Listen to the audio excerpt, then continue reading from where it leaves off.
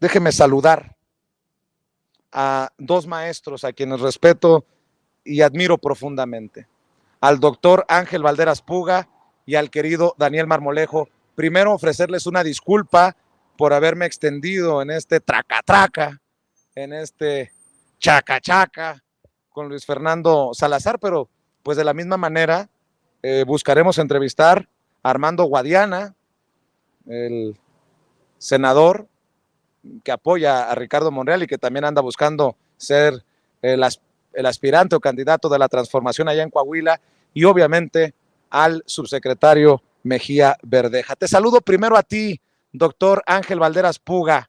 En serio, una disculpa y te mando un abrazo. Hola Vicente, pues yo pensé que te iban a golpear, ya estaba hasta preocupado, le estaba viendo cómo hasta le saltaban las venas en la cara. Muy buena entrevista, Vicente. Creo que le comentaba a Adriana del equipo técnico que este tipo de entrevistas se le deberían de hacer a todos los expanistas o los expriistas que llegan de la noche a la nada a querer ser candidatos de Morena. No a ver qué puedo hacer, en qué puedo colaborar, en formar comités, en defensa de la 4T. Creo que tocaste un punto esencial y con esto cierro porque es la introducción y sé que por ahí anda Daniel Marmolejo. Toda una serie de personajes que no han roto con el pasado. Yo ya te lo había comentado, aquí en Querétaro nos imponen a dos candidatos panistas, uno de ellos fue diputado federal, aprobó las reformas estructurales de Enrique Peña Nieto, ya como candidato impuesto de Morena en una entrevista, dice que volvería a votar por las reformas de Peña Nieto. Ahora sí, háganme el favor. Y entonces dices, bueno, ¿y qué cambió para estar en Morena? O sea, nada, absolutamente nada. Y luego todavía en otro ambiente más corto, en una reunión en la que coincidimos, un argumento es, en su momento pensé que las reformas eran buenas. Yo creo que no hay ningún momento para entregar los recursos energéticos del pueblo de México extranjeros, pero creo que este tipo de entrevistas ponen el dedo en la llaga. Yo estaba leyendo los comentarios, muy críticos, muy certeros, porque nos deben una explicación. Yo no entiendo, sinceramente no entiendo, dónde está el arrepentimiento. Fuera una fricción, una ruptura, un desmembramiento después de una serie de encontronazos al interior del PAN, en donde cada quien va manifestando una posición ideológica cada vez más diferenciada, como fue el grupo de Bernardo Batis, Jesús González Schmal en su momento, lo creo. Fue la tendencia democrática con Cuauhtémoc Cárdenas, Ifigenia Martínez, Muñoz Ledo, el mismo Andrés Manuel López Obrador, donde hay una ruptura con el proyecto neoliberal, etcétera, se cree y se ve que hay un arrepentimiento serio. Pero alguien que se quedó callado con el fraude electoral de 2006, con la supuesta guerra al narco, con la aprobación de las reformas estructurales de Peña Nieto que dañaron mucho a la gente y que está costando mucho trabajo revertir, como es el caso de la legalización del outsourcing o como el caso de la reforma educativa o como la entrega del sistema eléctrico a compañías extranjeras. Muy buena entrevista, Vicente, qué bueno que no te golpearon y pues ya por aquí estamos. Gracias, doctor. Querido Daniel Marmolejo, también te ofrezco una disculpa a ti y te abrazo a la distancia.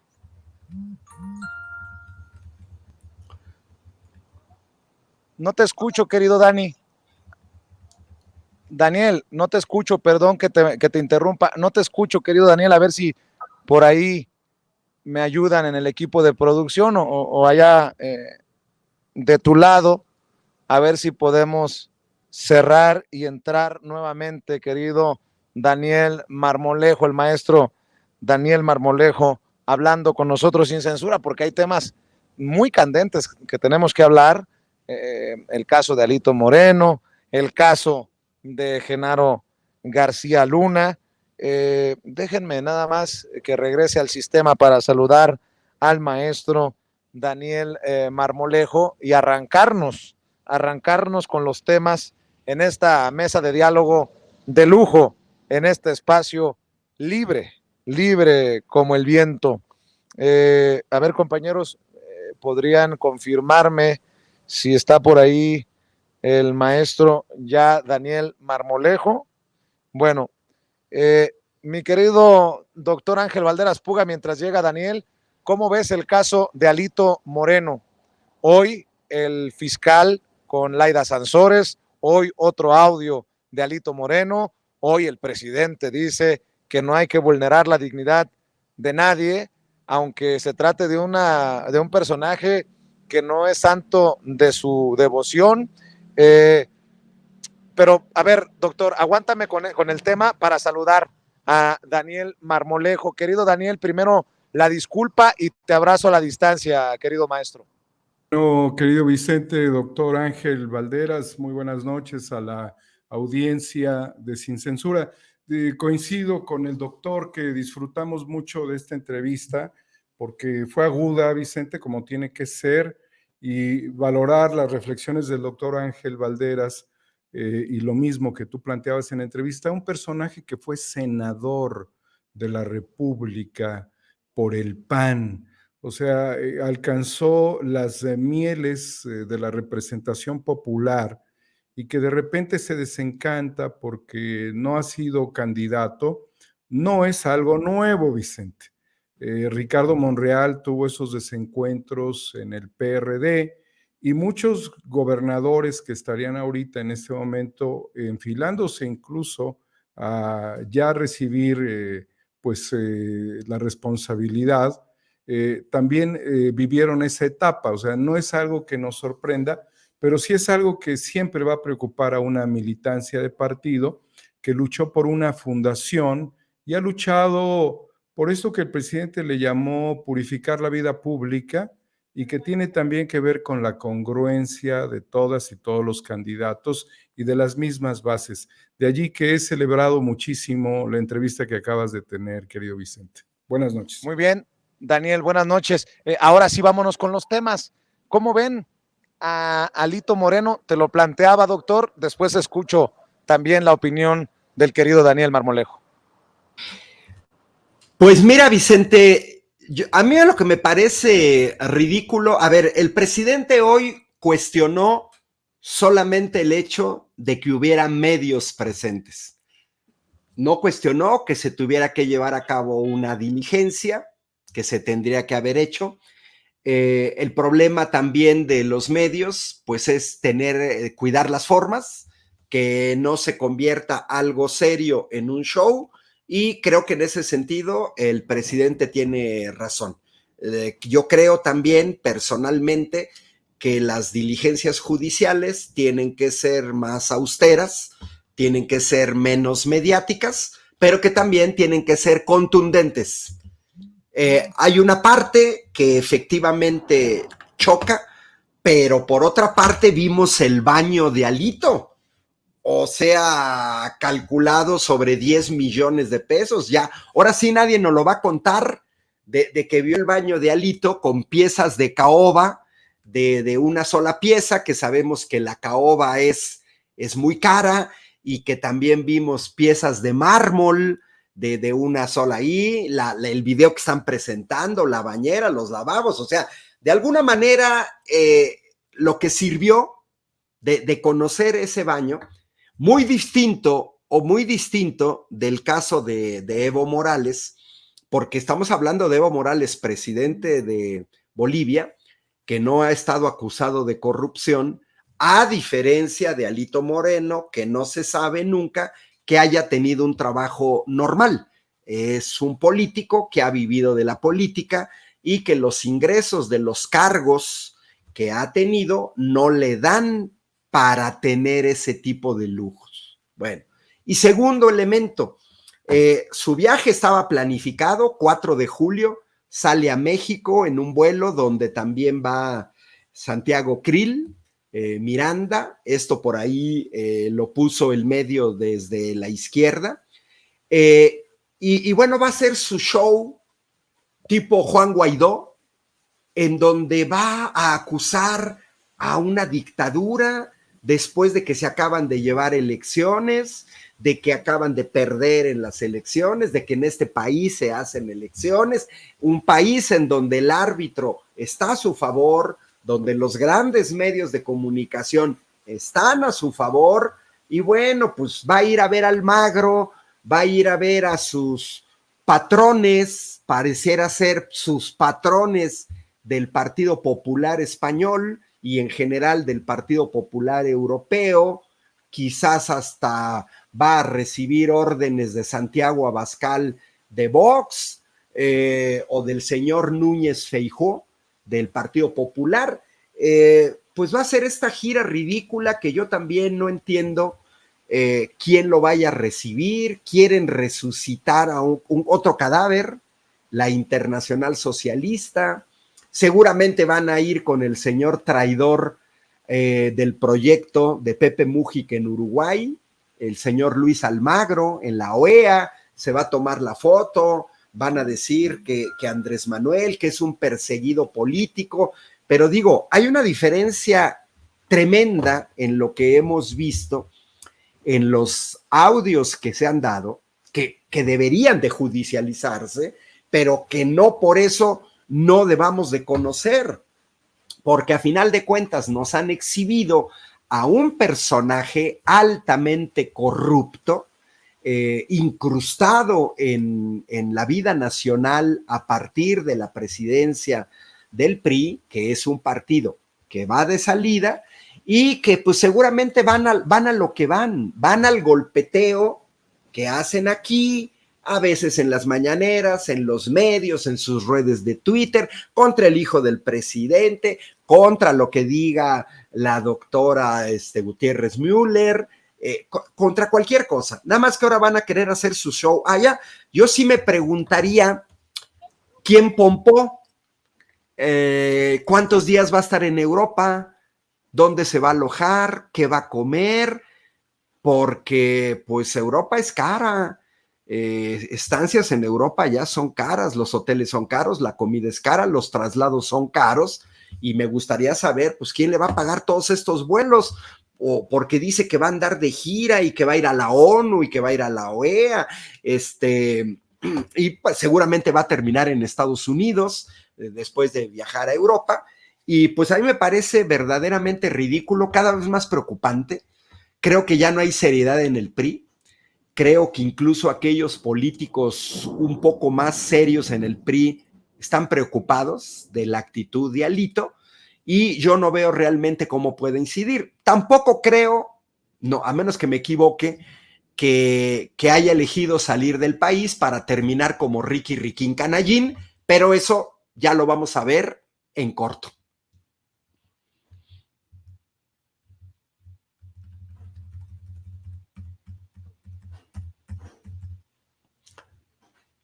Creo que ya se bloqueó. ¿Andas por ahí, Vicente? No lo vemos a Vicente, querido Ángel. Se le bloqueó. Pues síguele tú, Daniel. Bueno, vamos a seguirle, vamos a batear en el orden al bat. Fíjate que es interesante ver esta gira. Yo creo que la gira tiene otros elementos y otros, como que sería, querido Vicente, ya estás aquí. Sí, disculpen. Maestro, te escuchamos también con tu opinión. Gracias. Pues mira, yo creo que esta gira puede tener 2 o 3 elementos importantes. El primero es salir un poco de la presión del propio PRI, porque siguen exigiendo la cabeza de Alito Moreno. El segundo tiene que ver con ir con sus amos imperiales, pues a entregar cuentas de lo que para ellos está siendo el acabose, la injusticia, pero cargarle una responsabilidad al gobierno del presidente López Obrador y al propio presidente López Obrador, haciéndose pasar por Julian Assange o por cualquier cosa, ¿no?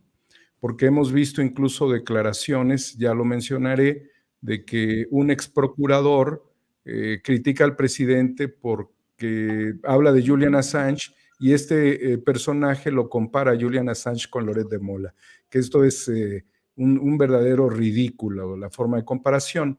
Pero el otro aspecto que pudiera ser también es de que Alito estaría viendo la forma muy probablemente de guardar recursos en el extranjero, que eso es algo que no deberíamos de obviar, porque muchos lo hicieron en determinado momento cuando operaba la banca privada de Andorra.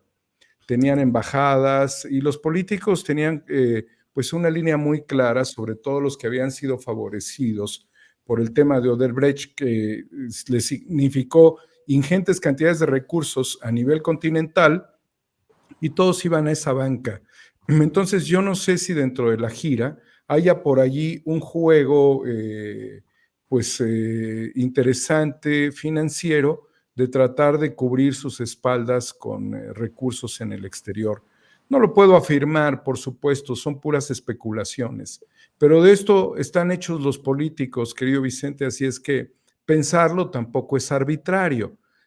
Hasta diminutos personajes de la política, un ex embajador de México en Uruguay, que ayudó a toda la confabulación del fraude del 2006 y aparece en el Congreso de la Unión al lado de Peña Nieto, y después fue presidente de la Cámara, y después la presidencia se la deja a Royo Vieira, se la deja a Ricardo Anaya, pues hizo esas transferencias millonarias y obviamente fue embajador de México en Uruguay. O sea, ojo a quien manden a Uruguay, ojo. Pero yo creo que también tiene que ver con dejar anclajes políticos, dejar anclajes financieros, posiblemente, porque si de esa dimensión es su baño, que pudiese ser un baño de 10 millones de pesos aproximadamente, imagínate de qué tamaño son los recursos de los cuales se hizo el tal Alito. O sea, pueden ser recursos de muchos millones de dólares, y a la reflexión que hace el doctor Ángel Valderas de quién pagaría, pues él mismo, porque no necesita ningún tipo de financiamiento por todo lo obtenido. Entonces, esta gira tiene, yo creo que un aire de pues distracción, un aire de huir de la propia presión del PRI, y el otro quizás de ver hacia dónde pueden viajar ingentes cantidades de recursos y quiénes pudieran ser testaferros. No lo sé, lo último es un atrevimiento, pero insisto, así le hicieron muchos de los que han obtenido grandes ganancias a través de la política, porque esta reflexión nos lleva a lo lógico. Un político, un gobernador, quien sea, no puede manejar tantos recursos como los que tendría en todo caso Alito. Ahora bien, para cerrar esta reflexión, si no se judicializa, sería una vergüenza nacional y lo potenciaría, y entonces sería él un mártir. Yo creo que Laida Sansores sí le va a tirar el guante, la fiscalía le va a soltar el guante, casi no tengo dudas de ello. Por eso este viaje tendría una preocupación personal para él. Así es, maestro. Maestro Daniel Marmolejo, nos estamos moviendo un poco por los cambios de la iluminación, pero a ver, dos temas relacionados a la Suprema Corte de Justicia de la Nación. Dame tu opinión, doctor. El PAN está exhortando a la Suprema Corte de Justicia de la Nación a resolver controversias como la de Tamaulipas sobre García Cabeza de Vaca. Ahora resulta que al PAN le urge que resuelvan esta situación de Cabeza de Vaca, ahora que Santiago Nieto se ha sumado al equipo del doctor Américo Villarreal en la transición por allá en Tamaulipas, doctor. Pues mira, efectivamente, Vicente, Daniel, hay algo muy raro en la actitud del PAN, de cuando acá quiere que rápidamente la Suprema Corte intervenga en el caso de otro de sus gobernadores delincuentes, como Cabeza de Vaca, porque al mismo tiempo que el PAN pide que la Suprema Corte intervenga en la controversia, al mismo tiempo estamos observando una serie de movimientos totalmente antidemocráticos e ilegítimos de los panistas en Tamaulipas para quitar funciones al próximo gobernador. Es totalmente ilegítimo, antidemocrático, que si yo pierdo unas elecciones debería de estar prohibido por ley que una vez que la gente te retiró la confianza, todavía puedan hacer manejos, sobre todo transeccionales o hacia el futuro. Se le están quitando, por ejemplo, funciones de fiscalización, el análogo de la UIF, pero a nivel estatal, para pasarlo al fiscal, que es de cabeza de vaca y de los panistas. Y luego estamos viendo que en el Congreso se están blindando también para que el Congreso tome determinaciones, que no se pueda cambiar la Junta de Coordinación Política, y entonces hay toda esta contradicción y hay una serie de maniobras de aquí a la toma de posesión de Américo Villarreal como gobernador de Tamaulipas para tratar de blindar al actual gobierno. Lo vimos ya cuando es desaforado por el Congreso Federal, como con la traición. Por eso yo insisto, tu entrevista de hoy fue muy buena antes de que entráramos, porque la traición de diputadas que llegan por Morena a ser diputadas locales y que después, cuando se viene la cuestión de desaforar al gobernador, traicionan. Esto también es una cuestión que en general Morena tiene que pensar, el enorme peligro de asignar cargos a gente que no tiene ninguna consistencia ideológica. Pues vamos a ver qué contesta la Suprema Corte de Justicia de la Nación, pero no creo que sea nada bueno. Yo creo que esta petición tiene que ver también con estas maniobras legaloides que están tratando de hacer en Tamaulipas con el único objetivo de limitar la acción del futuro gobernador. Por eso comencé diciendo que es un gesto altamente antidemocrático e ilegítimo.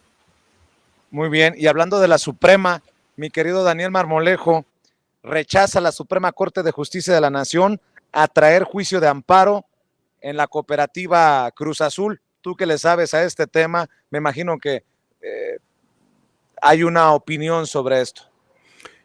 Sí, querido Vicente, y bueno, pues nada más brevemente reflexionar que dentro de este proceso de transición está la presencia del doctor Santiago Nieto en Tamaulipas, y Gil Suart estaría muy asustado por todas las operaciones y los negocios que tendría él en ese estado, y en este momento la enorme preocupación por la experiencia que ellos han tenido, el caso particular de Gil Suart en el Senado de la República, y por el conocimiento, estarían haciendo este tipo de tropelías para que la transición no lograse los efectos y después estas limitaciones que se tratarían de imponer desde el Congreso Estatal. Eso en primera instancia. Sobre el otro tema, querido Vicente, indudablemente se plantea desde la óptica de quienes han sido acusados por haber desarrollado junto con Billy Álvarez un fideicomiso a espaldas de los socios de la cooperativa y obviamente de la Asamblea de Socios, que es el órgano más importante. Estas personas estarían buscando atraer su situación ante la Suprema Corte de Justicia para ampararse contra las órdenes de aprehensión, pero todavía lo tiene que pues analizar esto que fue establecido por un juez, estas órdenes que fueron dictadas por un juez. Tendrá que evaluar este tema y determinar si continúan las órdenes de aprehensión. De tal suerte que la estrategia legal de estos sujetos fue escalarlo a la Suprema Corte, pero la Suprema Corte no está analizando sino la constitucionalidad o no de esta petición, y al ver que no hay un daño a los derechos de estas personas o algo que vaya en contra de la Constitución, La Corte dice, no me corresponde a mí, que pase al tribunal. Entonces el juez dicta las órdenes de aprehensión, el tribunal va a ratificarlas. Creo que es lo más lógico, porque estas personas están involucradas en un fraude multimillonario y como consecuencia de ello, pues el amparo no procedería. La intención legal de brincar a una tercera instancia, pues ya prácticamente se les agotó, de tal suerte que bajo la circunstancia y lo que pudiera dictaminar el tribunal, pues ya no tendrían más oxígeno en su defensa legal. Se precipitaron, no sé qué habrá sucedido en este planteamiento estratégico, pues ya son puntos de vista de los abogados. Por lo pronto estas personas no han sido localizadas, se encuentran prófugas de la justicia, al igual que Billy Álvarez, y qué curioso que en el caso particular de Billy, utilizan Aristegui utiliza una nota del Reforma para tratar de criminalizar a un sujeto que es un delincuente, que asesinó a su esposa y que hoy estaría sujeto a un proceso. Y Billy trata de decir que esta persona fue quien lo hizo renunciar a la cooperativa, ¿no? Yo creo que Billy ya tenía tantas broncas que pues lo mejor para él era renunciar y enfrentar legalmente esta situación.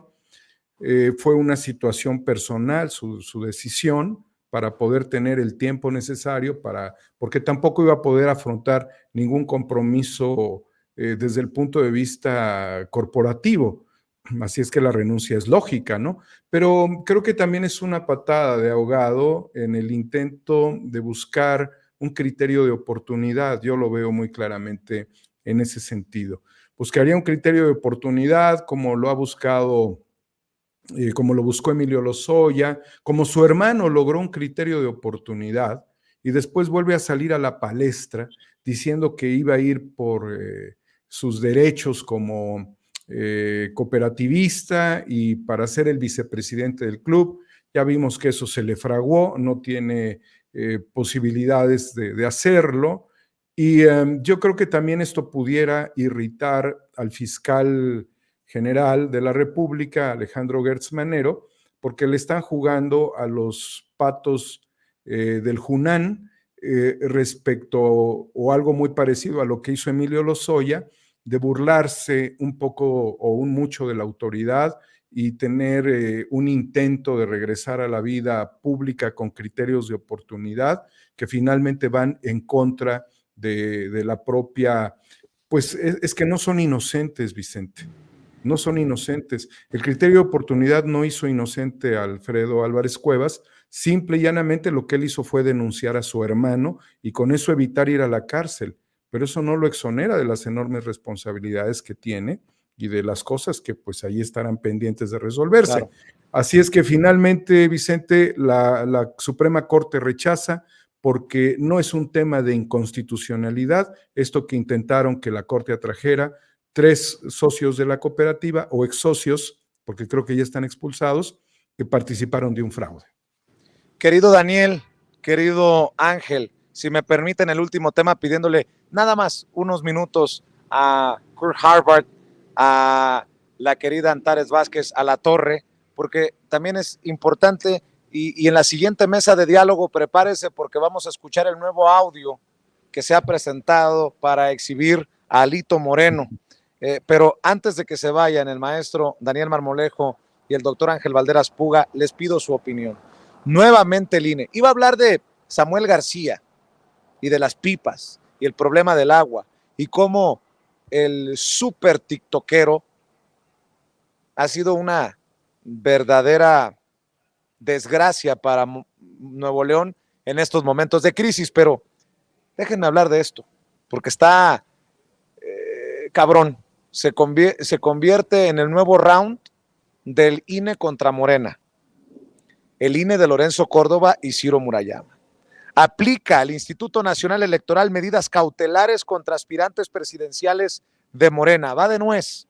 El INE ordenó la aplicación de medidas cautelares y concedió la tutela preventiva ante futuros actos de promoción en los que podrían incurrir los aspirantes presidenciales de Morena, la jefa de gobierno de la Ciudad de México, Claudia Sheinbaum, el secretario de Gobernación, Adán Augusto López Hernández, y el coordinador parlamentario de Morena en el Senado, Ricardo Monreal.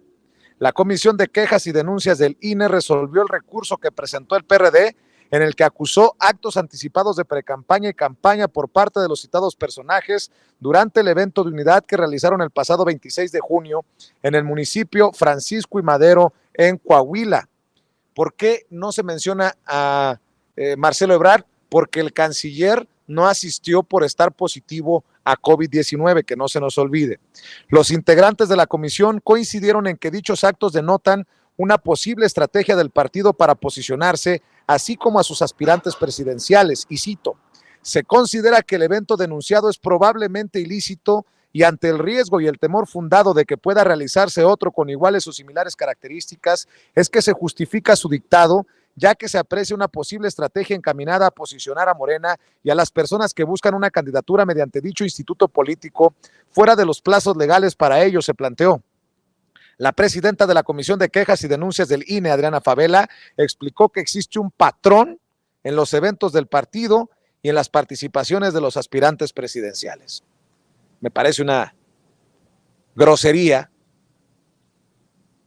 cuando hay tantas corcholatas en el suelo de la oposición totalmente pedorra, pero al final, esa es solamente mi opinión y es punto y aparte. Doctor, dame tu opinión de estas resoluciones del INE que creo, también es mi opinión, van encaminadas directamente a, le ofrezco una disculpa, al golpe, al ataque a Morena.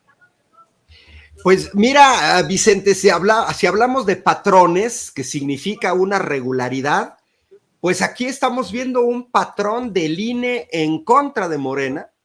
Cualquier actividad de Morena, por pequeña que sea, un evento por muy pequeño que sea, tienes una cuestión de fiscalización.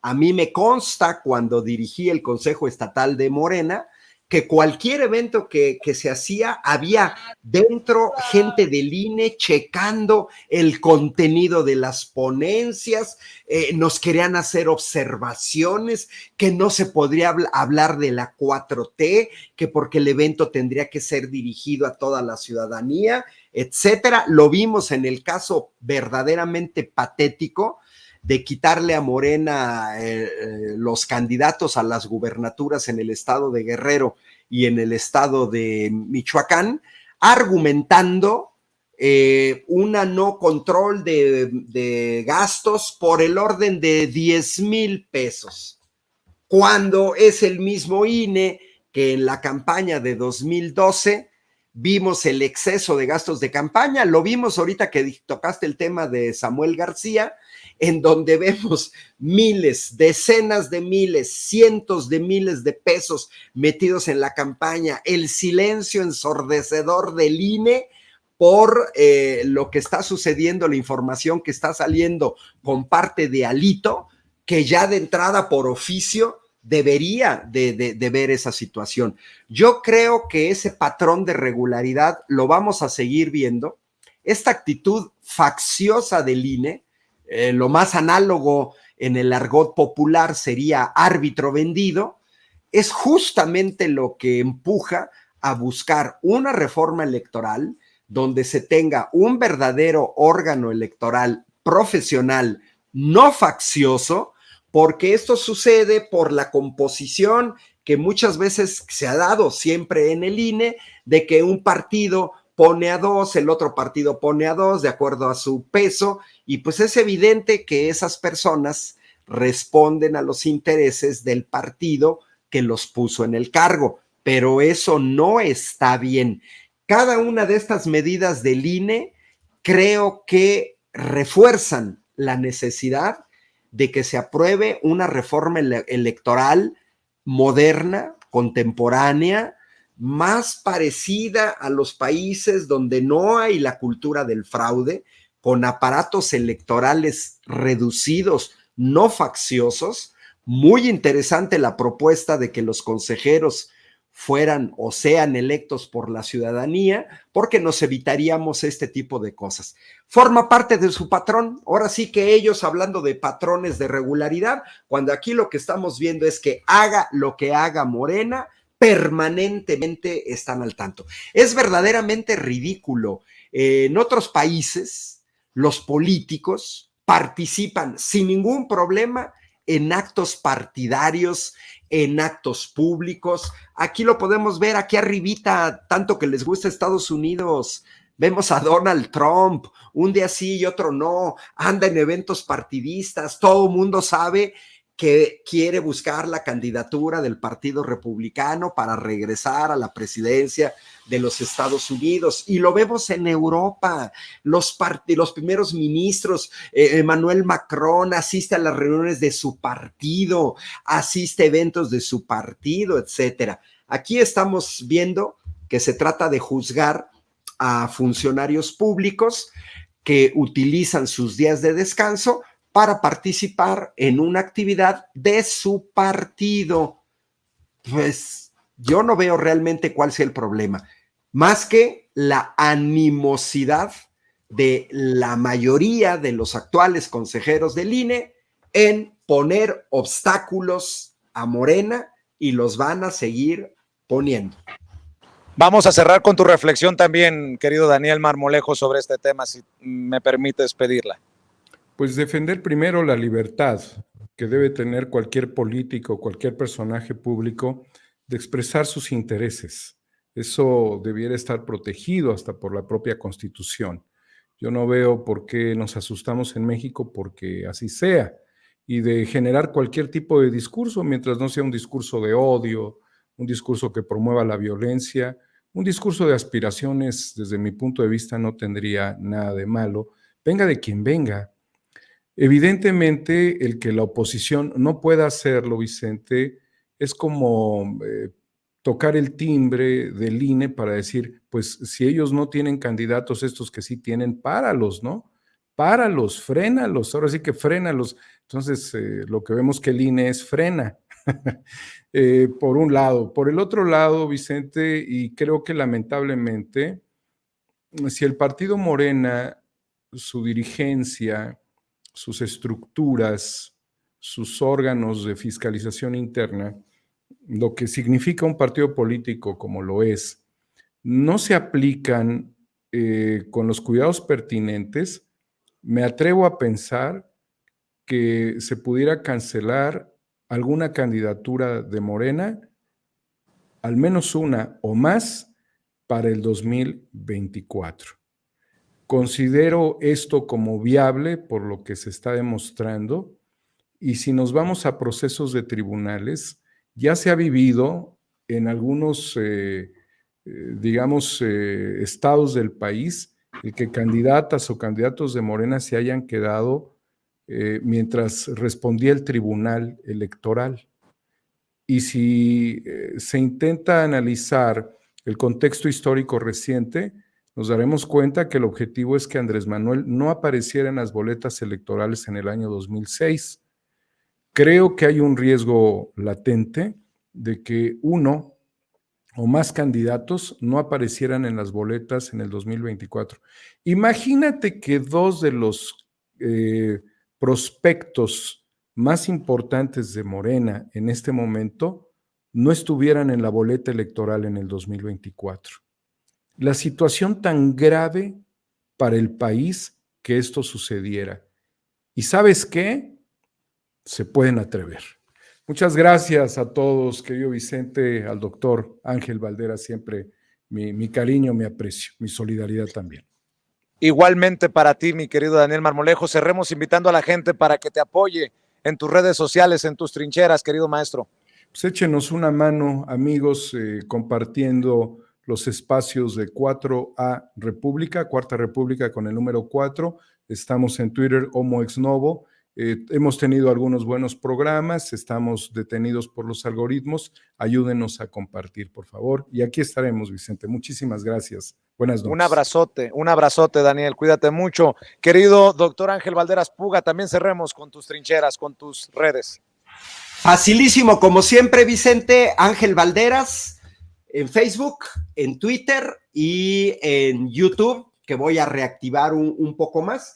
Y también un cordial saludo, porque ya la veo aquí en sala de espera, a la senadora Antares Vázquez, con la que estuve colaborando en la lucha por la aprobación de la iniciativa del sector eléctrico nacional. Muy buen trabajo de la senadora en el estado de Guanajuato, en el dificilísimo estado de Guanajuato, pero me parece que la senadora Antares, doctora de profesión, ha hecho un muy buen trabajo en Guanajuato, entonces va a estar aquí presente. Le mando un cordial saludo, un abrazo Daniel, un abrazo Vicente, y cuídate porque se ven esas calles de Ciudad de México muy solas.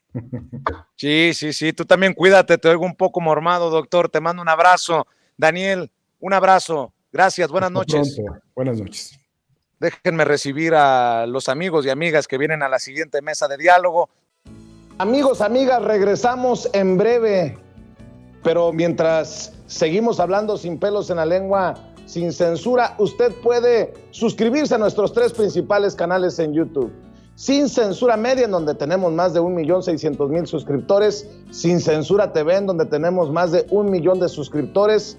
Y en Sin Censura Presenta, en donde queremos llegar muy pronto a los 100,000 suscriptores. Si usted ya está inscrito en Sin Censura Media, suscríbase en Sin Censura TV. Si ya está suscrito en Sin Censura TV y Sin Censura Media, suscríbase a Sin Censura Presenta. Recuerde que es gratis, no tiene que sacar un solo centavo de su bolsillo para apoyarnos. Dele clic en la campanita para que los señores y señoras de YouTube envíen las notificaciones cuando estemos transmitiendo en vivo y en directo o estemos subiendo videos. También nos puede seguir en Twitter en @Vicente Serrano y hasta en Instagram. Ojo, también estamos en Instagram. Son nuestras redes sociales y con el apoyo de ustedes seguimos creciendo, porque con ustedes todo, sin ustedes nada.